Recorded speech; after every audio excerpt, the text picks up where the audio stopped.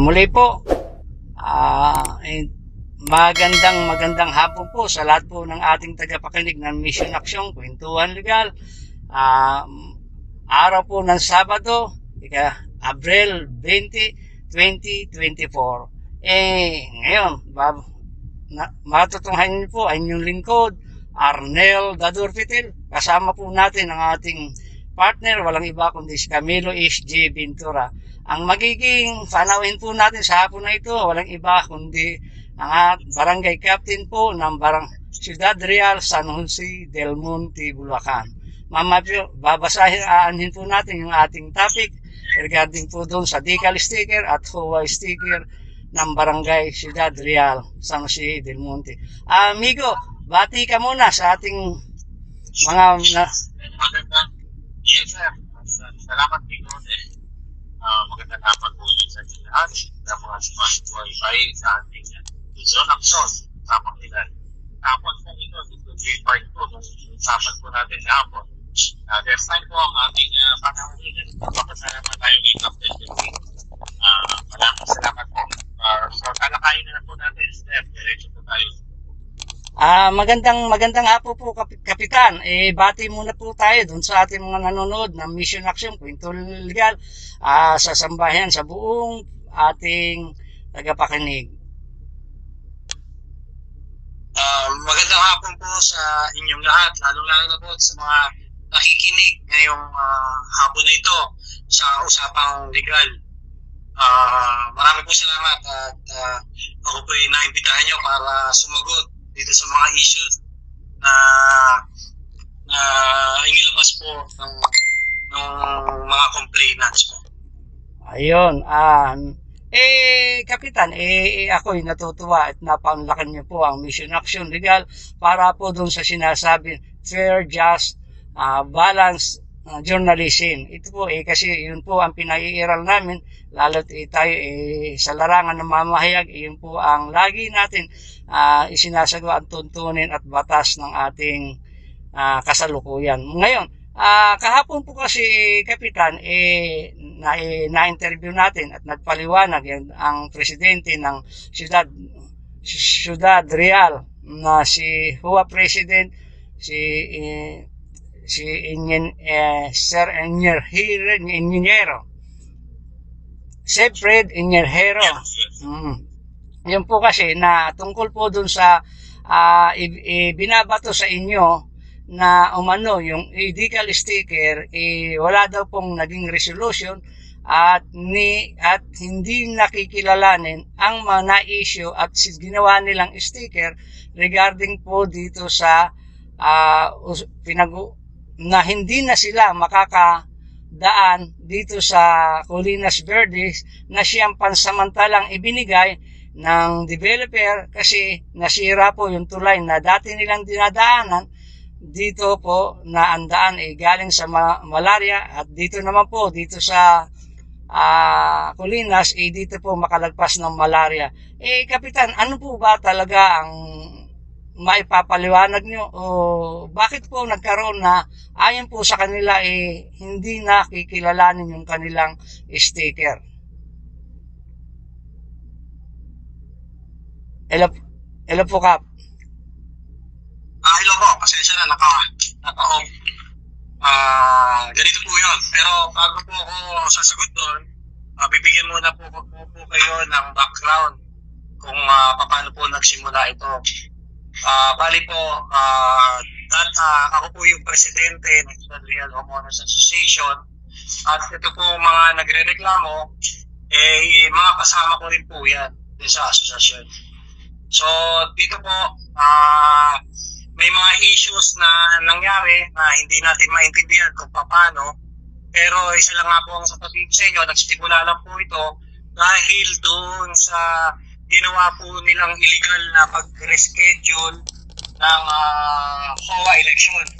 Kasi po, noong November 27, nagkaroon po kami ng General Assembly kasi sa totoo lamang po, ako po yung gusto talaga na magkaroon ng eleksyon at talagang pinanindigan ko po na magkaroon ng eleksyon. At doon sa eleksyon, napag-usapan po namin na second Sunday of December, magkakaroon po kami ng eleksyon. At yun po, itinurn-over ko na doon sa election committee na siya po hahawak doon sa election. So, ganito po ang nangyari, nagkaroon ng pagbabago doon sa without my knowledge. Ang nangyari po dyan, gumawa po sila ng letter January 3. Hindi ko na po masyado madetalye. January 3, gumawa sila ng letter na sinasabi nila na i-reschedule nila itong election. Ang nangyari po, January 4, pinost po nila yon sa social media na yun nga po, magkakaroon ng election. At noong January 22 po, sinabi nila doon sa kanilang resolution na ginawa na based doon sa majority of the board, the majority of the board decides during the year-end party noong December po, decides to reschedule the Ciudad Real election, which is nakakapagtaka naman po kasi sabi po ng provision ng batas, especially yung bylaws ng Ciudad Real, that all meetings shall be presided by the President. At pag sinabi pong all meetings, ang pinag-uusapan po natin dito, whether it's regular or special, dapat ang mag-preside yung President and the board chairman. So, dito po, nagkaroon po ng hello po, naririnig po? Opo, tuloy-tuloy po. Sige po, ipaliwanag niyo nun po bago kami magtatanong ulit po. Dito po, yun nga po, katulad na sinabi ko, paano po magkakaroon ng meeting during the year-end party? Kasi yun ang nakalagay dun sa whereas nila eh. Whereas during the year-end party, yung the legal majority of the board, yun, inaprubahan nila na magkaroon ng rescheduling ng dito makikita nyo po na may mga irregularities na nangyari. Number one, nasaan po ang presidente noon? Noong that time po, nandun ako eh. Bakit? Dumating po ako doon, pero wala naman po eh. Kasi party po yun. Halos lahat na nakikita ko doon, nagiinuman. At hindi lahat ng mga membro ng Ciudad Real ay nandun.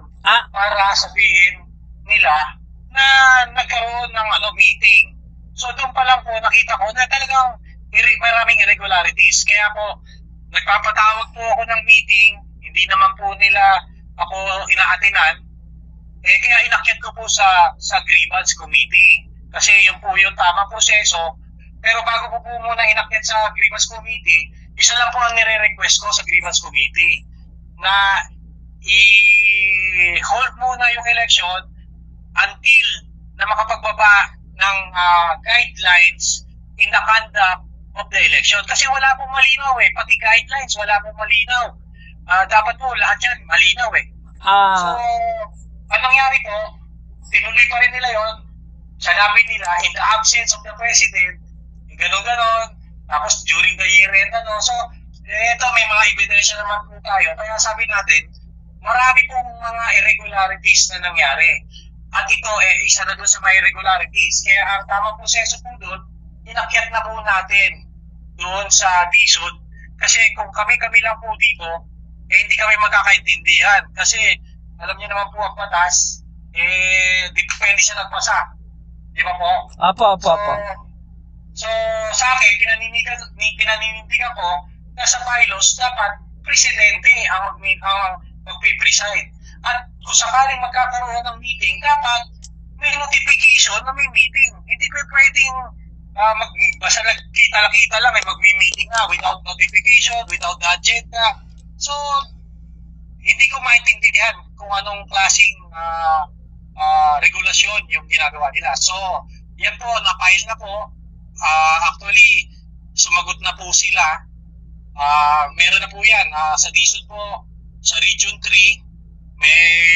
actually, sumagot na po sila noong April 8. So, binibigyan ako ng 10 days para sumagot once na-receive ko yung documents. So, ito po, issue ng homeowners. Huwag na lang po natin munang pag-usapan dito kasi talagang main natin dito, yung decal. So, dito po, pinapakita lang po na may kaso po ito. So, wala pa pong pwedeng sabihin na ano, tama po, in-acknowledge ng DSUD yung kanilang sinubmit na election report, pero hindi ibig sabihin na ina-acknowledge na sila bilang sila yung mga officers. Kinikilala na, bilang kinikilala na yung bagong uupong HOA officers. Ano po? Kap, maputol ko sandali lang po. May itatanong lang po ako sa inyo. Kasi kayo po ang kasalukuyang presidente. Kayo po ba nag-resign o ano pa man? Kasi kung kayo ayon po doon sa inyong sinasabi, kayo po naandon. Kasalukuyan, nag-iinom man sila. Ibig sabihin po doon, ihiramin ko lang po yung salitang, medyo nababaliwala ata po kayo ng inyong mga officers. Sino-sino po? Actually, isa lang po ang dahilan niya ito. During the barangay election po, itong mga ito kasi, hindi ko po sila nasama doon sa team ko. So, siguro, yun ang pwedeng pagpasihan, kaya po nagkaroon sila ng ganyang ano. Kasi ever since naman wala naman kami problema until na nagkaroon po ng election ng barangay. Ayun. Kailangan naman po ito po politika lang. Okay wala po ako nakikita na ibang ano rito. Sige po, tuloy-tuloy nyo. Ito po, isa pong katanungan natin. Dito po tayo, isa ka po ang naging issue po kasi regarding po dito sa umano'y issue nyo na decals o sticker ng barangay, pero may kasalukuyan silang ginagamit na sticker na siyang ang namamahala kundi ang homeowners. Tama po ba, Kap? Ganito po. Sumulat po sa atin yung private developer. Sabi po ng private developer ng subdivision, ini-inform po tayo na nagkaroon po ng hindi tama o violations in terms po doon sa entry and exit ng mga non-ciudad real residents. At ito po, talagang, alam niyo naman po, dito sa amin, kakaiba po talaga. When it comes to security, talaga pong napaka-sensitive.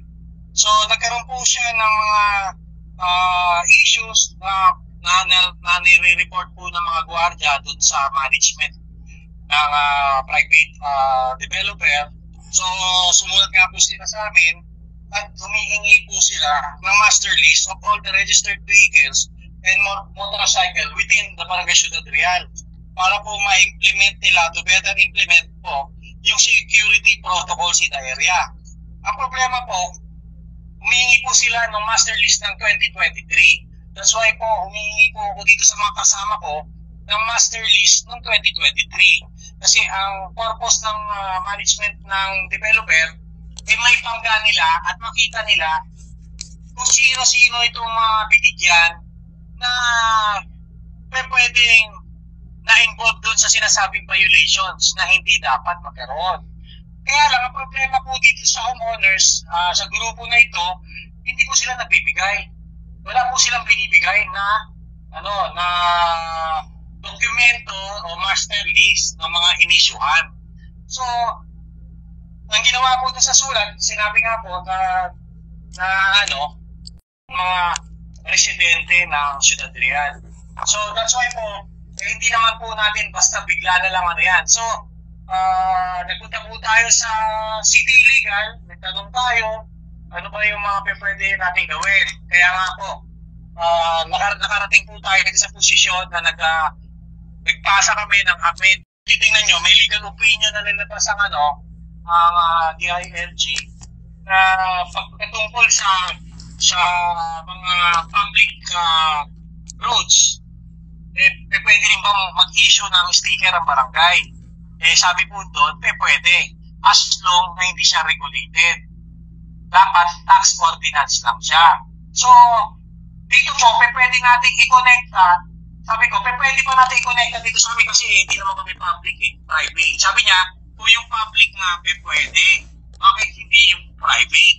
As long na merong tinatawag dito na approval o merong agreement doon sa developer kasi sila nga po yung may-ari ng So, dito po, makikita po natin, huwag ko na po papahabain, Kasi dumadaan naman po sa tama ito, may mga public hearing, may General Assembly, pinag-usapan naman po ito, lahat ng issues. Eh wala naman po ako nakikita na masama na ginagawa ang barangay dito. Kasi ang importante lamang po, hindi mahirapan itong mga pabarangay ko. Kasi number one po, ako po yung magtatanong sa inyo, pag may pumapasok po bang bisita dito sa amin, eh saan po ba kumukuha ng carpas? Di pa po sa Araneta? Oo, sa Araneta. Kap, maputol po kayo sandali. Napag-uusapan po kasi ang ayon po doon sa sinasabi, di ba ang daan po kasi mula doon sa Malaria, ang naging dahilan po para dumaan kayo dito sa Colinas Verdes, sa dahilan yung tulay pong naputol o nasira. Tama po, kailan po ba nasira yung tulay? Kasi pinaikot po kayo para pansamantalang gamitin nyo itong Colinas Verdes kasi dito lang makakaraan yung inyong mga kababayan o ka-homeowners sa Colinas Verde kasi putol yung tulay. Ano po ang maano po, Kap? Actually, may nakapagsabi sa akin na parang ang lumalabas dito parang manipulate ko yung private developer para dito sa Apo. dapat na para mapunta sa amin yung pag-i-issue ng ano. Tatandaan po natin, bigyan ko po kayo ng history, ako po yung maraming kaso na ipinail sa akin yung developer sa mga panahon na yon patungkol po sa right of way. Pinaglaban po natin yan, karoon tayo ng right of way. So, imposible po na yung sinasabi nila na manipulate ko yung developer. Unang-una po sa lahat, parang napaka-imposible na ang isang barangay captain ay mamanipulate na po. Tatandaan po natin, alam ko naman po kung alam niyo naman po ang history ng developer namin. Hindi ho siya basta pwedeng i-manipulate ng lalo na kung ordinary tao, kahit nga gobyerno, hindi nila basta-basta pwede nilang gawin yun. Kasi nga, sinasabi noon, may mga rights din sila, na which is tama naman po. Ngayon, ito po sa sinasabi natin na right of way, tama po, may right of way po tayo, kasi sinasabi nga po, yung pinakamalapit na kalsada at pinakamalaki, yung po yung right of way ng mga taga-Ciudad Real. Kaya lang po, nagkaroon nga po ng problema, nag-iba itong tulay, which is nasa proseso naman po na gagawin. Kasi may mga development pong papasok dito. Pero anyway, wala naman pong ibang pwedeng daanan kundi yung Colinas Verdes. Tama po yun. So, right of way po natin yan. Ay, katulad po ng tatanda po natin, katulad po ng mga overpass, bilang public roads, right of way rin po ng lahat ng tao. Pero may mga condition din po yan na pwedeng mga sinet ang gobyerno. Like for example, kapag ang timbang ng truck mo ay ganito, lagpas na sa hindi ka pwede dumaan sa overpass. So, dito makikita natin, kahit sabihin pa natin may right of way tayo doon, meron pa rin mga conditions na kailangan nating patupad. Ito pa rin, patupad. Katulad po dito sa amin, may right of way po kami, pero pagdating pa rin po sa security ng kailangan sumunod pa rin kami doon sa pagpasok. Hindi naman pwedeng may right of way ka, pero siyempre nire-regulate po yan Hindi naman po pwedeng pasok na lang ng pasok kung sino dahil may right of way. Hindi naman po. At saka wala naman po pumipigil para hindi sila pumasok. Lahat naman po makakapasok, lalo na kung ikaw may right of way doon. Pero, syempre, para mas smooth yung talagang kailangan dumaan ka sa proseso na yung may mga sticker, may mga gano'n. Sumunod po, sumunod. Ang problema lamang po, ito nga pong sinasabi ko mga kasama ko, na sinasabi nila sila yung ng homeowners, mayroon po mga violations na nangyari. Kaya po, yun ang naging issue. Ngayon, kami naman sa barangay, wala naman kami pong choice kasi ministerial duty po namin na resolvahin yung problema. Alam naman po natin dito, pag sinarado yan, paano na kami? Ang hirap naman po na pupunta pa kami ng Caloocan para lang kumuha ng carpas. Di ba po? Tama, Opo. Kasi kung hinarang po kami dyan at hindi kami pinapasok, may violations doon sa right of way namin. Pero, kung papapasukin naman kami, kumuha lang kami ng pinakailangan para magawa ng mas smooth at ang pagpasok, bakit hindi po natin gawin yon? Yun lang naman ang issue din eh. Pangalawa po, whether po barangay o homeowners ang dapat mag-issue ng decal, discretion pa rin po yun ng private owner kasi sila po yung may-ari eh. Diba? Kasi yung sinasabi po ng mga kasama ko, hindi na naman nila naiintindihan ng batas. Ang sabi doon kasi, ang Homeowners Association may kapangyarihan to regulate the roads doon sa subdivision. Tama po? Within vicinity po, within the vicinity. Pero nakakalimutan nila, doon sa kapangyarihan na yon, doon sa rights na yon, mayroong provision po doon na dapat provided. May 4 po provided na kailangan para sabihin na may rights ka doon. So, wag na natin pag-usapan yung 1 and 2 po. Yung 3 and 4. Ano po ba yung 3? Ang 3 po, sabi doon, kailangan may authorization ka sa local government unit concern. Sino po ba ang local government unit concern? Barangay po. Kasi nasasakop po sila sa jurisdiction ng barangay. Pero kami sa barangay, siyempre, bago ka namin bigyan ng authorization, kailangan mag-comply ka muna doon sa pang-4. Ano po ba yung pang-4? Ang pang-4, ang sabi doon, dapat may memorandum of agreement o merong kang katibayan na ikaw ay binibigyan ng kapangyarihan ng private owner para mag-regulate ng kanilang property. Kasi, yun naman po ang pagpapasin eh. Kasi, pwede ba namin i-regulate itong hindi pa nga po na-turnover to eh. Kaya nga, kahit nga po mayor pumasok dito eh, kahit governor, hindi po basta-basta makapasok. Ganun po. Yun po yung hindi nila naiintindihan. Inaano nila yung rights nila, pero hindi nila iniintindi mabuti na dapat mag-comply muna sila. O ngayon, ang tanong ko po, whether barangay ang mag-issue o whether homeowners ang mag-issue, yung discretion pa rin po ng private owner ang masusunod. Di ba po? O pagpalagay niyo po, sabihin ng HOA mag-issue niyan, o kontra po ba ang barangay? Sinasabi ng HOA. Di ba? So, bibigyan namin sila ng authority para gawin yun.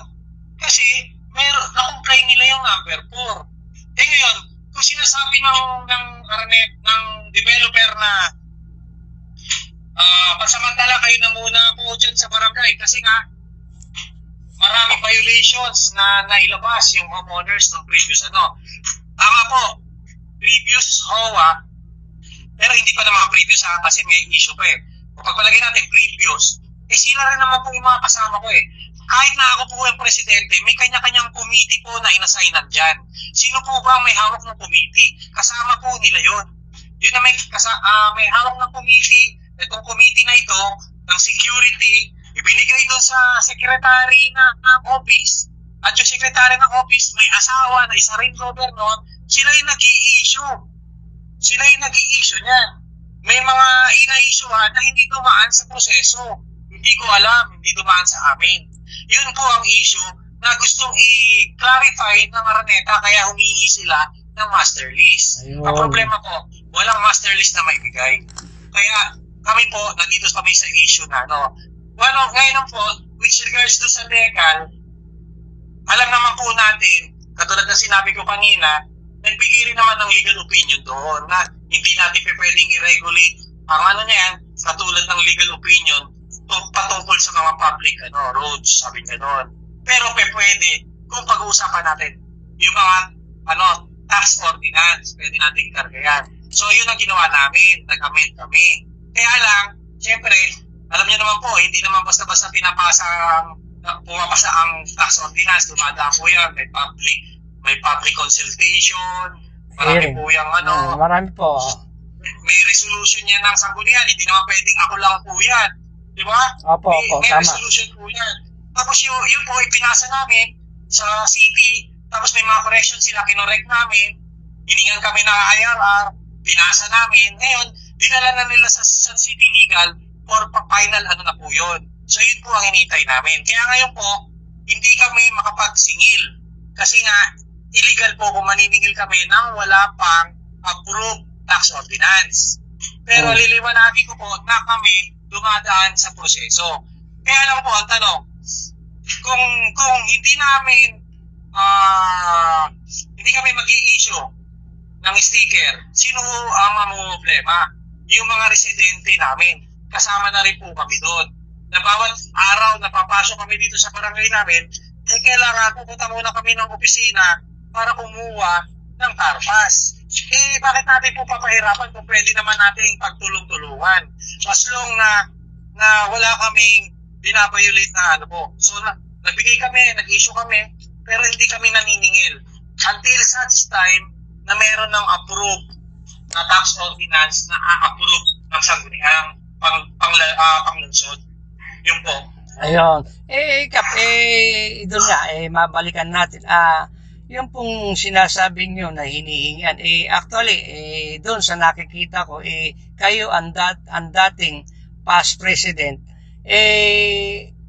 hindi ba kayo nakapag-submit o kailan po, ang tanong ko po, kailan po nagkaroon ng violation o paglabag sa developer itong homeowners? Kasi kung yun po, sa kaninong panahon po ba yan? Sa iyo o kasalukuyang presidente o si Sigfred Ingenhero? Kasi kayo po ang nagkaroon po ba ng transition o paglilipat? Kasi yun po, ang pagkakaalam ko po, sa homeowners, matagal rin po kasi akong naging HOA president. Kaya medyo pamilyar po. Mas maintindihan nyo, sir. Naintindihan ko kasi matagal po ako, dekada po akong nanungkulan bilang HOA president sa aming lugar hanggat ako na nga lang po ang bumaba para mapagbigyan yung aking mga magkakapitbahay. Kaya yun. Kaya ang ano ko po, meron po kasi akong nakita na kagaya nun, hindi kayo napansin, hindi kayo na medyo hindi nga ako talaga maganda. Kasi unang-una, kayo magkakapit bahay. Sabi ko nga dun sa sinabi ko, na talaga naman na napakahirap pag hindi nagkakaintindihan. Lalong-lalo na, napakasarap ng tao na pag ikaw naglalakad, malayo pa, nakataas na yung kamay na binabati ka. Kaysa naman yung dumadaan ka sa iyong bahay, parang pagsasarang ka, tatalikuran ka, di po ba? Kapitan? Actually, sir, pagdating dyan, wala naman akong issue pagdating sa kasi napatunayan ko naman yan dun sa last election, landslide po. Ayun, okay po. Matagal na po ako naging barangay captain dito, matagal na rin po ako naging officer. Bumalik na lang po ako sa pagiging officer ng HOA kasi may mga kailangan gawin po dito, lalo na for example, yung pagpasok ng tubig, yung paggawa sa tulay. Bumalik po ako kasi ang sinisisi po yung barangay, wala naman po tayong magagawa dahil muna tripado yung issue. Kaya napilitan po ako na bumalik. At yun po, kahit pa paano, na-comply natin yung mga yun. Okay po. Migo. Ngayon, yung sinasabi niyo po, na bakit, kaya nga po na sinasabi ko po kanina, nagkaroon nga po ng irregular dun sa katulayan po. Dapat, di ba, bilang presidente, at sinabi niyo may nanalong presidente, di dapat ang magka-turnover po doon, yung kayo po, natural, natural, yung previous. Dito po ang nangyari, sila lang po ang ito po ang pinakamasakit dito. Yung mga nilalabas nila mga istorya, hindi po tama. Like for example po, sinabi nila, tinadlock po daw yung opisina ng HOA dito sa may barangay. Kasi nung naging barangay captain po ako, inalaw ko po na dito magkaroon sila ng opisina dito kasi nga, para mas madaling makapagserbisyo sa tao. Ayun. Dahil actually, yung ginawa natin ngayon, mas malaki yung pumasok na pondo dahil mas nakita, mas madali hanapin kaysa dati na doon sa kanya-kanya mga bahay lang. Ayun. Ito po nangyari, pinalabas po nila pinadla ko daw yung opisina. Sa totoo lang po, ko yung susi sa kanila. Para Migo, Kap, mayroon rin pong katanungan itong ating kasama, si partner, Migo, Camilo. Kap, mayroon pong siyang nais ibato rin na, Migo, sige. Kap, Migo, para lang sa hanggat maaari siguro, at this point in time, dahil yung controversy ay nasa harap na ng tisod. So, wag na po natin galawin, iwasan po natin na maglabas tayo komentaryo. Komentaryo. At para sa yung ilalabas na resolution dyan ay untouched, no? Wala tayong binigay na influensya, etc. Okay, sir. Meron na po tayo for logical, for location-wise, no? Para magka-idea po yung mga nakikinig. Sir, pag po ba sinabing Ciudad Real, is it Ciudad Real as a barangay and Ciudad Real as a subdivision 1? Isa lang po ba yun? Actually, noong una po kasi, Ciudad Real subdivision po lahat. Kaya lang, hindi po na-develop into 13 villages po ito. Kaya po may mga nangyaring katulad nito, nagkaroon na po ng Colinas Verdes, nagkaroon ng Altarasa. So, ang Ciudad Real subdivision po dati na COA, separate po yan doon sa barangay. Kasi ang barangay po, meron kaming ibang mga subdivision na hawak katulad ng Colinas Verdes. Bali lumalabas, mas malaki po in terms of land area ang Ciudad Real as a barangay as compared to the Ciudad Real na subdivision. Tama po ba, sir? Tama po, tama. Alright. Number 2 po, question, sir. Yung access road po ng Ciudad Real subdivision, siya po ba ay saklaw ng Ciudad Real barangay? Saklaw po kasi katulad ng sinabi ko, ang Colinas Verdes po is part of barangay. Okay. So, sandali lang, sir, dadaan lang ako ng tulay, ng underpass. So, medyo mapuputol po ako sa inyo. So, yun nga. So, yung ang primarily, ang pinag-uusapan natin dito is the ingress and egress o daanan ng mga apektadong residente ng barangay Ciudad Real, which in particular is yung Ciudad Real subdivision. Tama po ba, sir? Pero liliwanagin ko po, sir, wala po tayong problema sa ingress and egress. Ang halos lahat po dito, nag-comply na po sila doon sa request ng developer na magkaroon ng decan. Binigay po natin yan na free, kaya po sila makakadaan. Ngayon doon sa sinasabi po ng mga yan po, yung mga nagrereklamo na yan, hindi po kasi nila kinikilala yung request ng developer. So dapat po, ang issue between po nila at ng developer, sila dapat ang mag-usap. Kami po, tinutulungan lang namin na hindi magka-problema ang Ciudad Real subdivision. Kasi ang Ciudad Real subdivision po, nandito sa kaloob-looban. At yan po idadaan sa Colinas Verdes na ibang entity po, ibang private subdivision. Pero pagmamayari rin po ng developer kasi siya po may-ari lahat ng lugar na ito. Correct. Tama po yan, sir. I would agree na yun pong developer being the developer of the adjacent subdivision, malamang po yung ginamit din nila na road network is the same or connected. So, most ano po yun, logical po yun, sir. Hindi siya connected talaga. Kasi, ang right of way nga namin talaga dito, actually, ang buong Ciudad Real subdivision, talagang papunta lahat ng Metro Manila. Hindi katulad dito sa Colinas, talagang ang daan niya talaga sa San Jose del Monte. Kaya lang, nagkaroon lang ng connection kasi dahil nga doon sa nasira yung tulay. Yun lang naman yung doon. Pero sabi ko nga sa inyo, whether kung sino yung mag-i-issue ng sticker, it doesn't matter naman po kasi wala naman tayong pag dito pinapahirapan tinutulungan nga natin na lahat magkaroon Hindi naman namin sila sinisingil para mahirapan. Binibigay nga namin ng libre para wala nang problema Pero ang hindi ko lang maintindihan dito sa mga HOA na to, kung may problema po sila doon sa hindi sa kanila ibinibigay, dapat makipag-usap sila doon sa developer.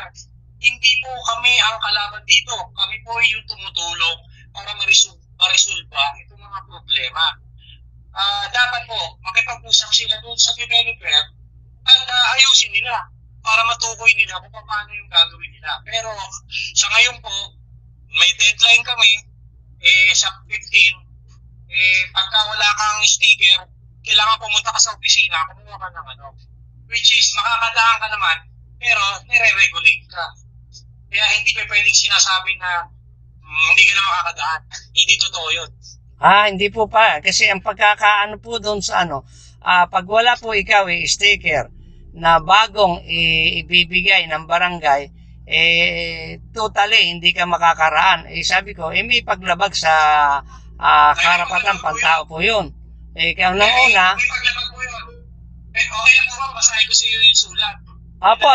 Sige po. Para at least sa kaalaman ng ating mga nanonood at nakikinig ng taga-subdivision ng Ciudad Real. Alam ko po, sumusubaybay sila sa kasalukuyan. Sige po, pakibasa po, sir.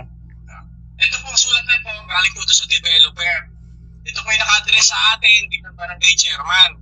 Sabi dito po, greetings. This is to bring to your attention one of the most pressing concerns the management has to deal with these past weeks. Dated, February 23. The implementation of our mutually agreed security restriction has been constantly violated in terms of the reported entry and exit of non-Ciudad Real residents of their respective vehicles and motorcycles in the area.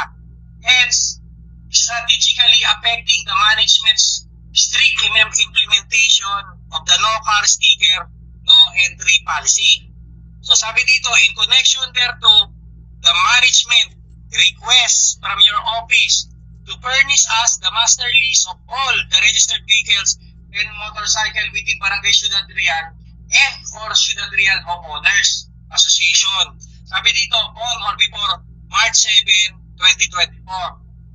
Ang reason, to better implement security protocols in the area.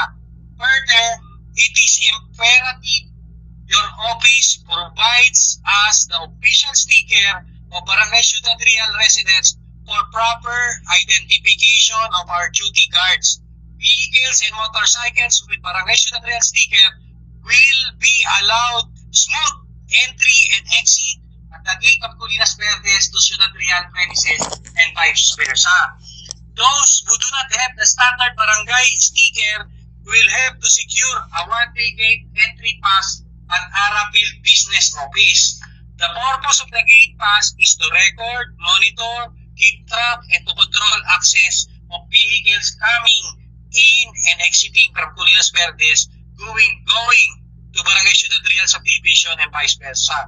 So sabi dito, the management is looking forward. We will give this matter your utmost attention.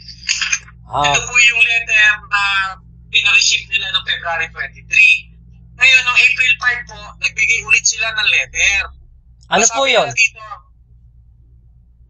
nagsulat ulit sila, siguro para dun sa implementation na. Okay kasi po. Nakikiusap nga po ako na bigyan pa ako ng time para dun sa resolve itong issue. Kasi nga, alam naman po natin na hindi naman po basta-basta po pwede gagalawin ko agad.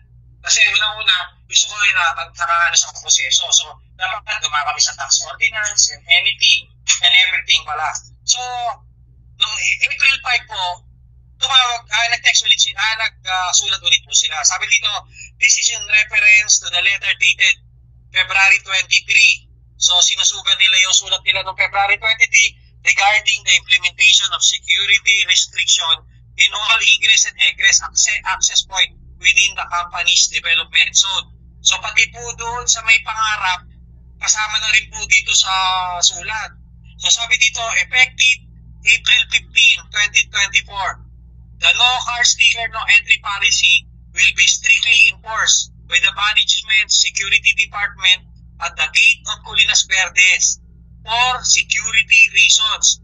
Motor vehicles need to be identified and regulated in their entry.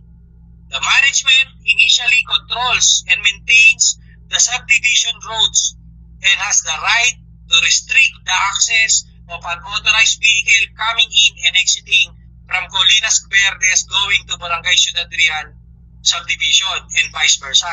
Unauthorized vehicles and motorcycles are those which do not have the corresponding car sticker duly issued by your office for that matter. Sabi niya, on or before April 15, this office is expecting to have the complete list, master list of all vehicles and motorcycle deemed authorized by your office to access the gate of Colinas. So ngayon po, meron na po kaming na-submit na mga list na yan kasi dapat nga April 15, magkakaroon na po ng implementation. Nakiusap po ako na bigyan pa po ako ng 1 week para ma-inform ko po ang lahat ng mga kabarangay ko na kumuha ng sticker. Ito, sticker. Para magkaroon na... Sige po. Maputol ko po kayo. Ito po yung katanungan ko. Sa tingin nyo po, ilang porsyento na po ang nakakomply o di ho ba? Kasi sa tingin ko, ayun, ito po ba kung ito lahat po, ilan porsyento na po ang medical sticker? Ayon po ka sa kanila, natigil yung pagkuha dahil yung iba ayaw. Sa paano? Kasi kung ito itutuloy natin sa 20 sa Lunes, bilang isang namumuno o ama ng barangay, medyo kahit pa paano, baka magkaroon po ng hindi inasahan. Sa palagay ko lang po kasi kung titingnan natin, siyempre yung iba, kung hindi po itong HOA nag-comply doon sa nabanggit at nabasa nyo na paalala o binigyan na sila ng yung warning na dapat kayo magsumiti, dapat sundin nyo dahil kung nga ito nasa ilalim ng management ng pribado. O ano po ang porsyento na ilan ang hindi makakapasok pag ito ay inimplementa at bibigyan nyo pa sila ng pagkakataon na siyempre kung nga tayo siyempre alam niyo naman po ang manner ng Pilipino kung kailan saka nagmamadali, kung kailan rush hour saka silang pipila, yun ang habit ng mga Pilipino. Sapat sa po. Actually, sir, isang linggo na po kami nag-overtime para lang dito. Ang ang purpose namin, matulungan po ito lahat. Actually po, nagpas na po ng 500 yung mga sasakyan na nabigyan. Na nabigyan po namin. Ngayon, kung meron pa po mga, continuous pa rin naman po yung pagdating ngayon So, lahat naman po, bibigyan natin, except lang po, doon sa mga nag-file ng siguro kailangan mag-waiver sila. Nag-file sila ng kaso na hindi ako dapat ang mag-issue ng decal. Parang hindi naman tama na bibigyan, pupunta sila dito tapos bibigyan nila ako. So, dapat i-ayos muna namin kung ano yung issue. Total, okay po, sa Wednesday po, haharap naman po tayo sa Sanggunian para to clarify things po dun sa issue. Kaya nga, sabi ko nga po, katulad ng sabi ko po kanina, maaaring po kayo na pagdating po doon sa issue ng homeowners, nandun na po sa korte. So, dapat, hayaan na lang po natin yung korte. Kasi, alam niyo naman po, sa mga provision ng mga batas, depende po doon sa nagbabasa. Tama. So, siguro dapat meron talaga third party na talagang siya yung nakakaalam kung tama ba, may nilabag ba ng mga irregularities or wala. So, binibigay ko na lang po sa DSUD yun. Kasi, umaandar na rin naman po yung So, anytime po, binibigyan na po ako ng 10 days para sumagot po doon sa kanilang sagot, doon sa complaint, at naghihintay na lang po tayo ng mandatory conference. Ayun. Pag-usapan po yung issue, kung pwede pang resolvahin o hindi na. Pero sabi ko nga po doon sa DSUD, isa lang naman po ang request natin, magkaroon ng maayos na eleksyon na magpapatupad po yung DSUD na mismo. Kasi okay po. Ibig sabihin po, nananawagan kayo para magkaroon re-election para sa panibagong kikilalan. Hindi po re-election. Magkaroon po na election kasi nga irregular po yung ginawa nila. Kasi kung titingnan niyo po doon sa ng Magna Carta, kung sakaling merong hindi natuloy ang eleksyon, dapat ipormahan mo ang DSUD at ibibigay mo, i-justify mo kung bakit hindi kayo natuloy. Whether hindi kayo quorum or what. Apo. Ngayon, ang DSUD dapat na mabawa kung kailan kayo dapat ito yung mga provisions na hindi nasunod. Katulad po ng pinagsimulan lang nito, yung resolution. Ito lang po, dun sa inakyat po natin, hindi nila nasagot yun. So, kayo po, matagal kayo, naging officer, pwede po ba na nagkaroon ng turnover, walang presidente, nagkaroon ng resolution, walang presidente? Hindi po. Kasi pag may problema po sa Ciudad Real, walang tubig, walang kuryente, walang signal, lalagi po nandiyan ang presidente. Tama po. Araw po, pag pumapasok yung mga bisita, yung presidente nakikipag-coordinate po sa opisina para makapasok. So, paano sasabihin na in the absence of the president, the majority of the board decides? So, tapos pinirmahan ng vice president na makikita natin na sa mga basic na talagang may irregularities na nangyari. Ayun, po. Ayun, yun nga po. Yun nga po, amigo, meron ka pa bang katanungan? Yun nga amigo tingin ko kasi dito, ang una nagkaroon ng problema nang sumulat ang private developer sa barangay. Tingin ko kasi supposedly internal problem yan ng homeowners at saka yung developer. Na-involve po tuloy ang barangay. Unless ang iniisip ko dyan, yan po bang kalin yan dinadaanan ng publiko, sir? Wala pang publiko rito kasi ang barangay namin is like a private barangay. Kasi ang mga nakapasok po sa jurisdiction ng barangay, ang naka-issue po dun sa ng barangay, puro subdivision po, private subdivision.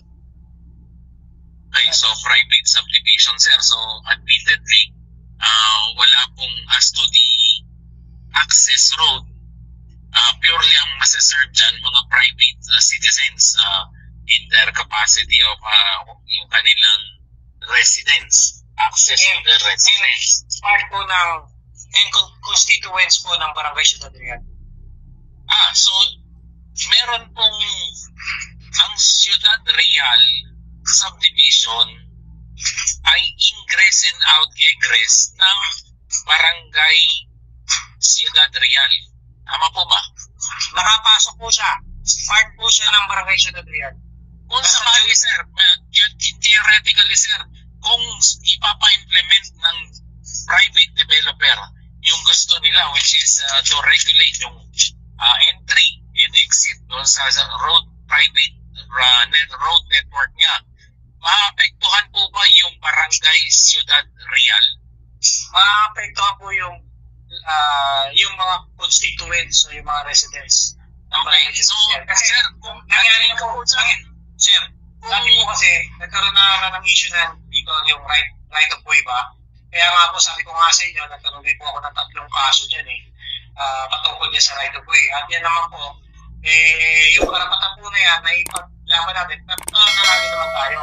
Dati po, ang nagre-regulate ng sticker, yung private developer.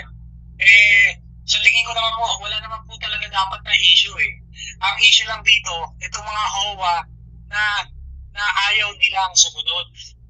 Na gusto nila sila ang magre-regulate na ang sinasabi nga ng private developer, hindi pwede sila ngayon nag-violate Kaya nga ibinibigay sa barangay. Ngayon, kung hindi po tatanggapin ng barangay ito, eh sino po ang problema? Di yung barangay pa rin. Kasi pag hindi po nakadaan lahat ito, may problema barangay. Dahil sa kung namin niya. Opo, sir. I would, napipil ko po yung problema niyo as a barangay captain. Di po ba mas maganda, sir, na mag-file ng temporary restraining order to restrain the private developer from implementation of what he intends to implement? Would you agree on that? Sa akin, hindi. Kasi wala naman dapat na i-apply na TRO. Kasi unang-una, wala naman sabi niyo po, maapektuhan yung mga taga-barangay Ciudad Real who are not located within the subdivision naman ng Ciudad Real subdivision. If the constituents na outside of the subdivision will be affected, then problema po talaga ng barangay yun. And it is a problem for the public, LGU. Di po ba? Ang sinasabi ko po, maapektuhan lang yung pagpasok. Hindi yung sinasabi dito na magkakaroon ng problema. Kasi halos lahat po dito kumuha na eh. Wala na kasi issue. Ang naging issue na lang po yung mga irregular officers na sinasabi nilang sila yung officer. Kasi pag naging selective po kayo, sir, pag naging selective po kayo as to how to temporarily solve this issue, mapupil po talaga kayo as being vindictive. So, hindi po una natin yung kayo, sir, yung position niya lang, sorry to say, sir, pero as a barangay captain lang, isipin niyo po, kasi the barangay Ciudad Real encompasses the Ciudad Real subdivision. Pasok po siya eh. So, pag nag-up po kayo doon, isipin niyo po siya as a barangay captain, no? Halimbawa, sir, na-impede yung movement ng inyong constituent, magkakaproblema po talaga ang inyong barangay, sir. So, mas maganda po siguro file ang TRO para wala munang ma-settle yan on a different manner. Hindi po yung application lang ng gusto ng private developer. Kasi i-suggest nyo po yan dun sa irregular officer ng OWA na mag-file sila ng TRO. Kasi hindi ako magpa-file ng TRO dahil wala akong nakikita na violations na ginagawa. Kasi ang inaano lang dito na masiguro na mapatupad ng tama yung security. At yung security ay para sa kabutihan naman po ng barangay. Kung itong ilang tao na ito na sinasabi nila na nababiolate yung kanilang karapatan, then sila po mag-file. Kasi sila po yung nasa tamang posisyon para mag-file. Hindi po yung barangay. Ayun. Amigo, yun nga. Yun kasi, tama yung sinasabi, pinaliliwanag mo. Ngayon naman kay Kapitan, kung nga doon, yung mga HOA officer, may ipinaglalaban na ayon sa kanila, may nakikitang mali. Si Kapitan naman, hindi nilalaban niya rin yung kanyang karapatan bilang isang kapitan. Sa tingin ko, Migo, dapat talaga, kung dito, tama yung unang sinabi, na may mga proper forum na dapat pagdalhan. Kagaya na. Kaya nasa DSUD na yung issue na isa, di ba? Nasa DSUD pero na yung ito, issue. Pero Migo, ito kasi yung sinasabi natin. Nagbabayulit nga, ayaw nitong mga HOA officer. Kasi kahit pa paano, within the vicinity, sila pa rin, sila yung mga constituent na siyang mga tao, na siyang naninirahan dyan. Ngayon, kung si Kapitan, ganon, kung ako, Migo, sa pananaw ko lamang, kung ako sa pananaw, in win-win solution, gagawa ako na, ito, ganito. Dapat, gumawa ko ng hakbang, in generalize. Ano sa palagay? Yes, yung application sa lahat. May pangkalahatan. Ako, I would support that, dapat pangkalahatan. Huwag tayo maging selective para bang ang ating gagawin para sa kapakanan ng lahat. Sir? Yes, sir. Apo, Kap. Kukurin ko lang po yan, yung pag-assist po namin para sa pagbigay ng decal para po magkaroon ng tamang, tawag dito? yung record, yung private development Yeah. para makapasok, para po sa lahat yan. Except lang po ito, kaya kung sinasabing except, kung kayo po lumagay sa akin, nireklamo kayo, pinailang kayo ng kaso sa sangguniang panglungsod, at ang sinasabi nila, hindi dapat ako mag-issue ng decal. Tapos ngayon, pupunta sila dito, hihingi sila ng decal, nasaan po ba yung doon? Yung katotohanan po doon. Diba? Ngayon, sige mo, pupunta sila dito, mag-i-issue ako ng decal sa kanila, mag-waiver sila dito. Na sila, kumukuha sila ng decal dito kasi naniniwala na sila na tamang proseso na nabigyan sila dahil sir, pag humingi sila ng decal sa inyo, does it mean pag humingi sila ng decal, that is a acceptance o Nagpakumbaba na, nagpakumbaba. Residente na Ciudad Real Barangay. Tama po ba, sir? Ayan ito. Pag ang mabibigyan po kasi qualification, di ba? Ang mabibigyan po ng sticker ng inyong barangay ay constituent, isa kang constituent ng barangay Ciudad Real. Tama po ba, sir? Depende po kasi yun eh. Ang ginawa po namin kasi, bawat bahay, may control number po yan. For example, Bahay located where, sir? Ciudad Real subdivision po pinag-uusapan natin.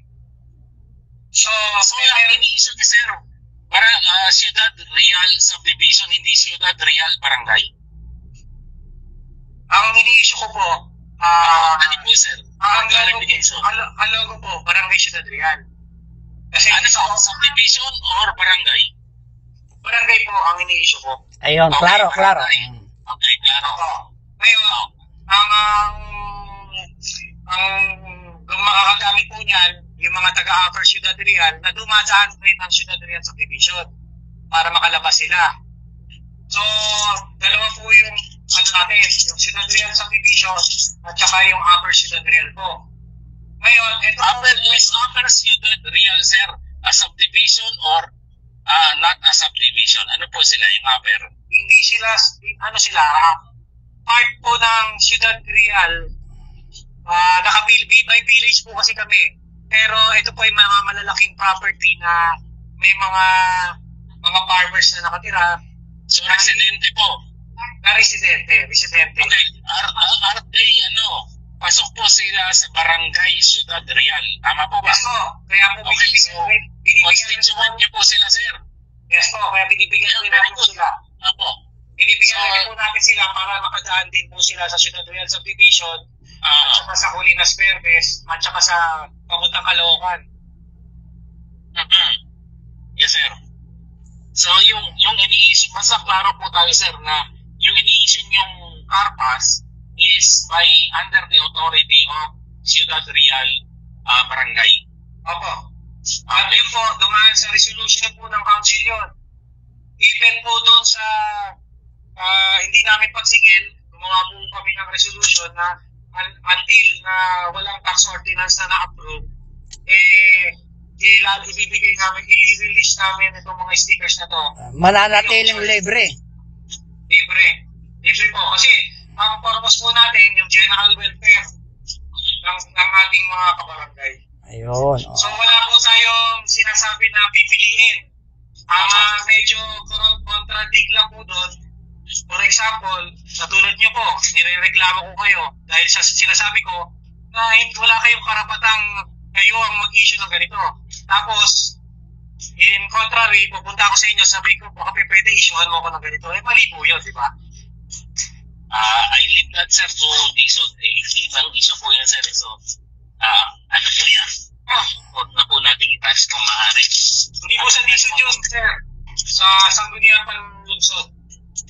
Kasi, sir, kung pag-uusapan po natin is giving access to a Filipino citizen on public road, napakadali lang po naman yun. So long as you're private, you are walking or getting access to a public road, being a citizen, dapat granted po yun.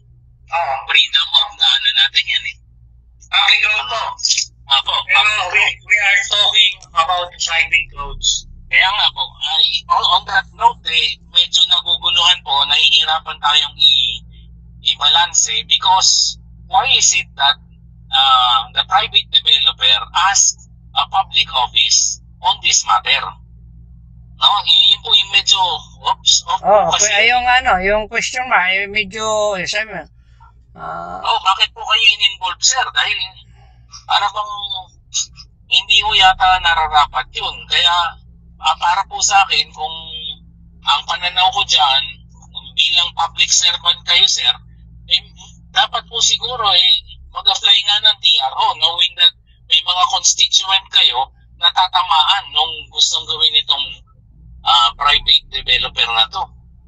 Kasi katulad na sinabi ko, sir, kung sa tingin po ng mga irregular officers na meron na tatamaan na karapatan, pwede naman po silang dumulog. Dalhin nila doon sa mga nararapat na kinaukulan. Sa bagay, tama po kayo dyan. Ngayon, pero sila pumunta sa DSUD po para mag-file ng complaint dito sa developer. Kasi issue po nila yan eh. Ang pinag-uusapan po dito, yung security ng buong barangay.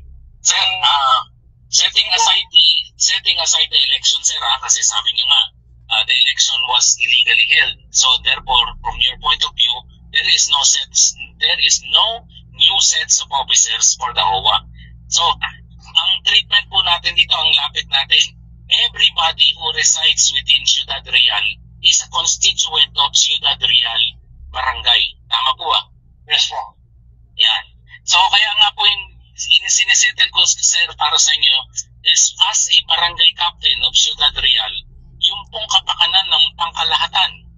Basta ikaw ay isang listed resident ng Ciudad Real, yung kanilang kapakanan po ang inyong isipin. yun ang sinasabi, Migo, na in good faith. Yes. Kaya nga po, tumutulong po kami sa pag-assist sa developer para pagbigay sa kanila. Kasi sa totoo lang po, halos marami na po ang kumuha ng ilan na lang po siguro yung baka yung irregular officers na lang, sila na lang po yung may issue. Pero kami po, tumutulong lang para lahat po maservisyuhan. So kahit po yung irregular officers, pwede naman natin po bigyan. As long na pipirma sila doon sa waiver na hindi sila magiging contradict kung sa sinasabi nila na dapat hindi kami mag-issue. Okay. Following, nakuha ko naman po, loud and clear kayo on that issue. Sir, off note lang po, no? For the record, sir, yung po bang tulay na sinasabing nasira, when was it nasira? Hindi ko na po matandaan pero Ilang taon na po? Mga ilang taon na po, sir? mga 2017 na tayo. Ibig sabihin, almost 7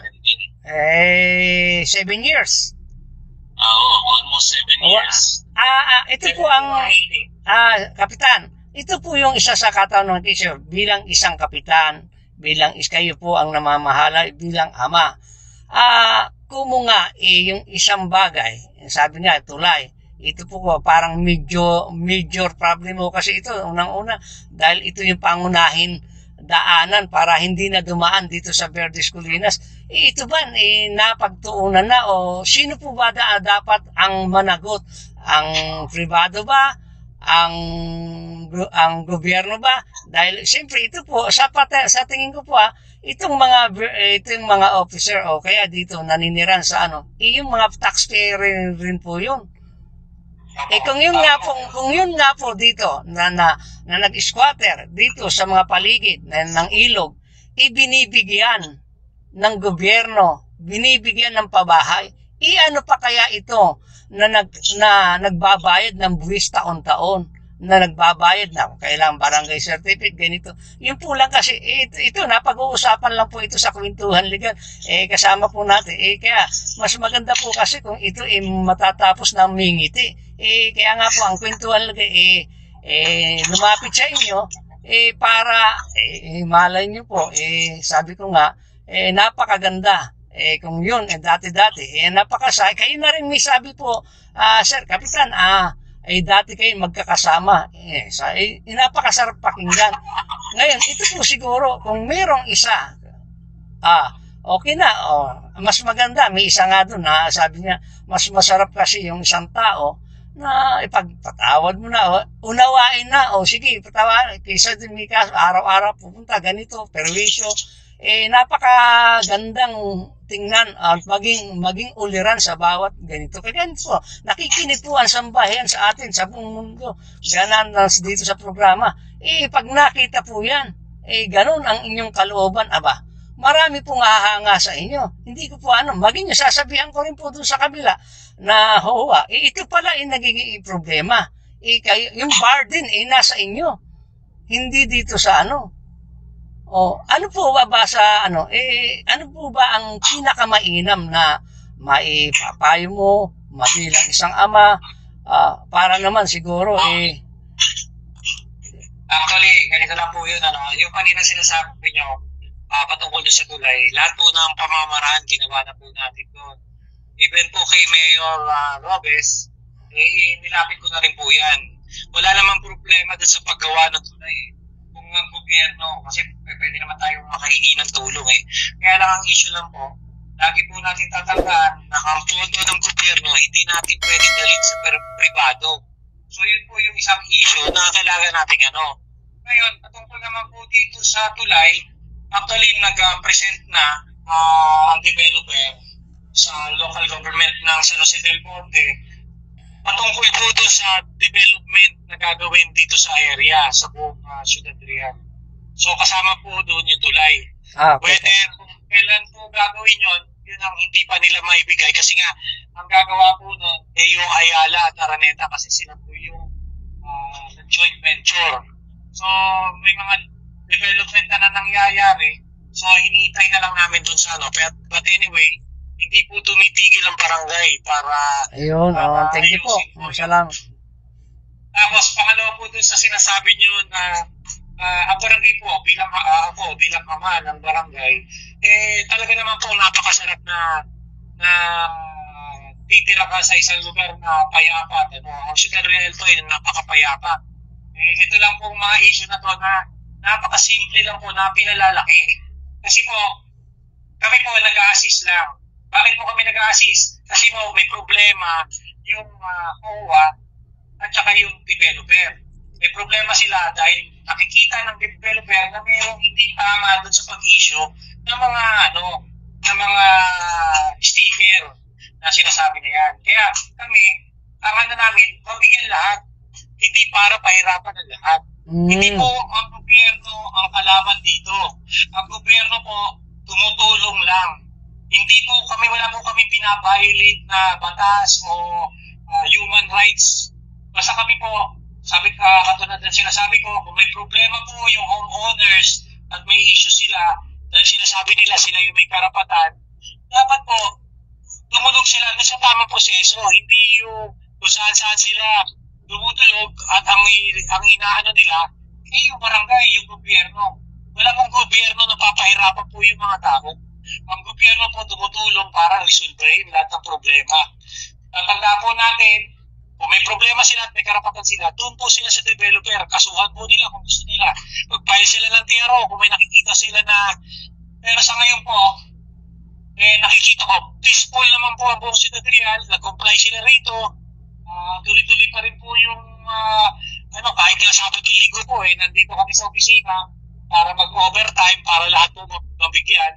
At katulad na sinabi yung tinatanong po kanina, sa Monday po, habang ini-implement po yan, kung ano man po ang nandun pa rin po kami para mag-assist, para tumulong. Ayun, Lahat po ng, alam niyo naman ng Pilipino, sabi niyo nga kanina, kung kailan last minute, ito matagal na itong in-announce, last minute na lang talaga sila kumukuha, kaya narito po kami para tumulong, para sa lahat po ito, free of charge, dahil ito po para makadaan at makapasok sila ng maayos dito sa Ciudad Real. Ayun, yun amigo, napakaganda nung sabi ko nga, kung talagang matutumbok sa madalian yung problema, napakasarap tingnan. Kasi bakit kamo, ang totoo, pag ikaw may kaso, sanay, nagkaroon tayo ng kaso, napakahirap. Alam mo ba na ang hirap, bulsa, stress, ganito. Sa totoo lang po, tayo, kahit ano, nagkaroon na po tayo ng mga kaso dahil lang sa pagtulong. Yun po ang naranasan ko bilang isang serbisyo publiko, sabi ko nga, naisan tayo, nangulungan tayo dahil sa pagtulong. Kaya ang sabi ko nga, Migo, kung ito, matutumbok natin, hayaan mo, sa tulong po natin, at pakikipag-usap dito sa kabila, Kapitan, muli, ang tanong ko pa, Kapitan, Sir, halimbawa po ba, sila, nagpakumbaba, halimbawa naman, bukas po ba ang inyong, pintuan para lalong?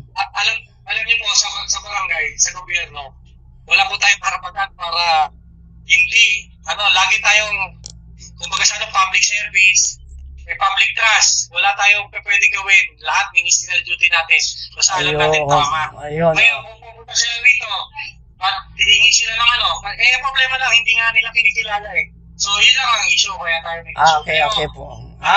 Dito, okay naman po actually, nasa 500 plus na po yung mga kumuha. Ayun, hayaan mo tayo, personal ko pong titingnan yan at para mapaabot rin doon, Migo, pero ito nga, sabi ko nga, umabot na tayo sa oras. Ano pa ang last, Migo? Baka may natitira ka pang katanungan. Yung medyo, yung portion ba na nabanggit ni Cap, which is, bakit pa napasok yung tax, under the tax, Sir, bakit, ano po ba yung issue doon? Bakit tayo may issuance sa tax? Actually po, nung binibigay dito sa amin, siyempre, hindi naman pwedeng kukunin lang namin sa barangay ng walang reason. Hindi pwede po kasi maningil din ng barangay doon sa walang tax ordinance. Kaya doon namin po siya pinapasok para lahat po ng gagawin namin nasa tamang proseso. Dinadaan po namin to sa tama, may public consultation na ngayon po nasa sangguniang panlunsod na po. Hinintay na lang po yung final revision ng legal opinion po. So yung pong tax portion na yun is in relation doon sa gastusin po ba, doon sa decals? Yun po ba yun? Opo. Okay. Sige po, kaya pala na tax. Alam ko yun po, ang paravision na rin po kasi umaasa lang kami sa IRA. At saka sa konting mga real property taxes lang. Kasi kung titingnan nyo, wala naman siyang commercial dito sa loob. Totoo po, kasi napansin na nung dinalaw ko, nung pinuntahan ko nga, inikutan po, nagulat first time ko pong, ang totoo po, napakaganda ng inyong lugar na namangha ako dahil ang ganda ng terrain, malamig pa. Sabi nga nung, may kalamigan pa kaysa dito sa kalapit. Hindi po ba? Ito yung lugar na masarap pong tirahan. At dito, marami nang nagsasabi na dito na daw sila mamamatay kasi talagang napakaganda ng lugar. Opo, ako, saksi ako. Mainit pa nga nung sabi ko, napakaganda nung halimuyak. Sabi ko nga, kung ito actually po, yung development po dito na gagawin, 1,200 hectares po kasi ito napakaganda po. Hindi ko lang pwede pag-itin. Baka mamaya makasulan ako sa development. Pero meron po yung Ayala at Araneta, meron silang joint venture para sa development dito. Sa bagay, dyan nga po sa bungad, nakikita na natin yung pag-unlad. Siyempre, pag nasa unahan na, isusunod na, nasa likuran, nasa gitna mo at nasa likuran. Kaya yun, amigo, anong nais mo pang itanong sa ating butihin Kapitan na nagpanlak sa ating... Papasalamat lang tayo. Nakuha na napagbigyan niya tayo ng panahon para ma-air yung site ni Cap. Ayun. Yan naman So, everything is as to the issue na unang na-raise, naman yun nasa DSOD na. So, we leave it to DSOD. Tama po yun. I agree with that. Yun po pinakamaganda. Siguro kung meron po akong ilalapit sa inyo, Cap, siguro sir, yun lang kung maaari po, isipin nyo na lang na minsan, kayo'y ama, no? Nagkaroon kayo ng isang talipandas na anak. Nakagat na lang, amigo. Maputil ka, nakagat yung iyong dila. Oo. Nakagat. Yan ang simple, ano doon. Oo. Hindi mo naman madidinay, anak mo pa rin. No? Sabi ko sa Biblia, kailangan 77 times 7 tayo magpatawad. Yun! Nadali. Ang barangay ko, wala mo talagang karapatang tumanggi sa lahat ng ano eh. Yeah. Kailangan lahat tutulungan. Kahit na sinaksa ka pa sa likod, pag humingi ng tulong sa'yo, wala kang karapatang hindi tulungan. Tama. Anyway, yung hinihingi nyo naman malamang simple lang naman mag-grant yun. An election will be held sa COA. At ito naman, sir, yung issuance of the decal, huwag na po kayong mamili, sir. Pumikit na lang kayo. Basta lumapit at record naman ni residente nyo talaga, botante ng Ciudad Real, bigyan nyo na po ng decal, sir.